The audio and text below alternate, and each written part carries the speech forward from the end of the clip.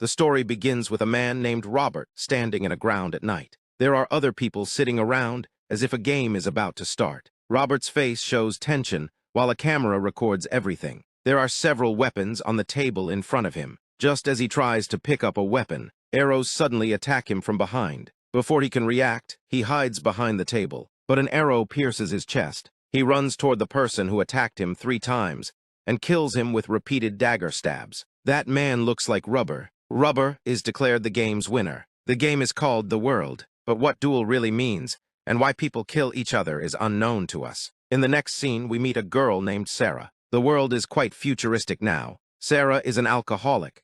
Her boyfriend Peter shows little interest in her and probably dislikes her behavior. Sometimes they talk on video chat, but he never visits. Sarah has a double and doesn't live with her mother. She also dislikes living with her. One day, Sarah wakes up to find her bed soaked in blood and has vomited blood. She goes to the hospital for a checkup, but she vomits blood there again. Tests are conducted. While video chatting with Peter at night, Sarah wants him to visit, but Peter says he's busy and going to sleep.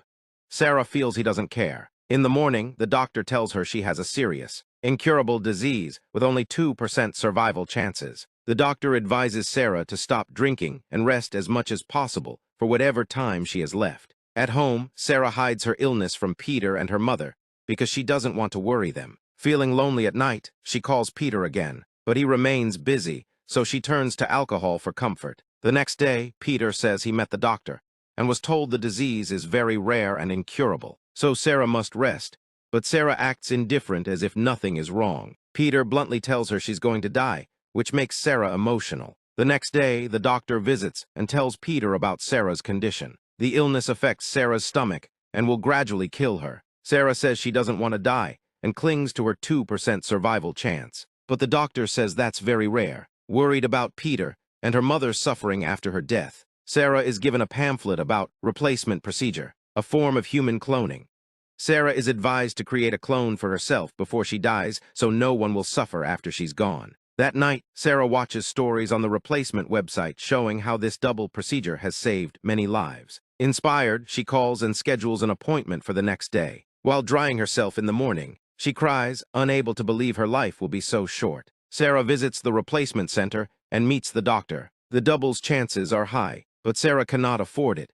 The doctor explains that after she is gone, she will give her family a new gift, carrying all of her responsibilities, and they don't have to pay all at once. Sarah agrees and takes a loan from a company called Sarah Double. She tells them her preferences and dislikes and brings the double home. She tells the double she hasn't told her mother about the illness because her mother would be very upset. The double promises to take good care of her mother and Peter after Sarah's death. 10 months pass, and Sarah is still alive with her double living together. Sarah is busy every day, waking up each morning thinking it might be her last day. She has an appointment with the doctor who, after tests, announces she is cured.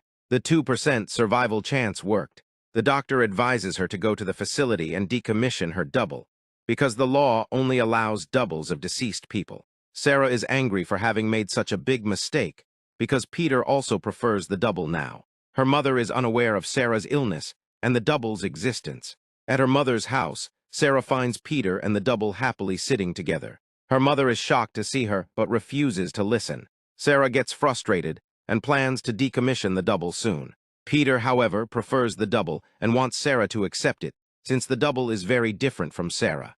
The next day, Sarah receives a call that the double has filed 28th Amendment petition, which legally prevents the decommission. The legal notice gives Sarah 1 year to prepare for death. The death Sarah saw at the start, this fight, will happen between Sarah and her double. One must die so the other can live. That night, Sarah searches for the cheapest combat trainer in the city to prepare for the welcome back fight. The next day, she meets her trainer, Trent, who starts her training. On the first day, Trent shows her a violent DVD called You All Will Do Vengeance You Love, aiming to mentally prepare her to kill her double without hesitation. The next day, Trent puts several weapons on the table and tells Sarah that she is her greatest weapon. Trusting herself is more important than weapons. Trent then takes Sarah to a hospital morgue to watch a live autopsy so she can overcome fear. Later, Sarah shops for clothes for the fight. In the parking lot, her phone slips and its screen cracks. A year passes. Sarah gets a call saying the fight is postponed due to bad weather. The fight will take place next month. Sarah watches the original fight video from the beginning of the film and learns that Robert's double won and Robert died. So the double replaced him. The next day, Sarah and Peter dine in a restaurant. Sarah tells Peter she will win the market welfare for her double. Peter remains silent. Sarah doesn't have money to pay for her training, so she exchanges dance lessons with Trent for her fees. One day, Trent brings his dog who is sick and asks Sarah to put it down with an arrow, but emotional Sarah cannot do it. Suddenly, Sarah's double appears across the street. Watching her through binoculars, Sarah shoots arrows at her double and escapes. Sarah pursues her double who hides in a playground. They face each other. Sarah says she wants her life and identity back. The double says this is also her life, and she has a right to her business. They talk about their situation. Sarah once needed her double's help, and now that Sarah is cured, she wants to kill the double. Sarah starts to leave, but the double invites her to a support group meeting for people who wished for a duel. Hearing others' stories makes Sarah realize they don't need to kill each other. They decide to leave the city and start a new life elsewhere. The next day, Sarah drives because her double can't drive. On their journey through a forest, Sarah stops and starts coughing blood. It turns out the double poisoned the water. Meanwhile, Sarah's mother and Peter wait anxiously at home. Sarah's double comes dragging one leg, injured from a car accident, claiming she is the original Sarah. The real Sarah never returns.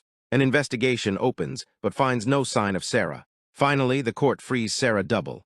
Time passes, and the double becomes depressed like the original Sarah once was. She has Sarah's broken phone and drives away in a broken car. She cries, probably feeling guilt over what happened. Peter and Sarah's mother prefer the double, thinking she is the real Sarah. The film ends on this ambiguous note. There are many theories about the ending. Some believe the real Sarah survived, others that the double did. One theory says there was a physical fight in the forest. Sarah died from poison given by the double, and then the double took her phone after Sarah's death. Which theory do you think is true? The director leaves it open to interpretation. It is hard to tell who the real Sarah is. What did you think of the story? Let me know in the comments, like the video, and don't forget to subscribe. See you in the next video with a new explanation.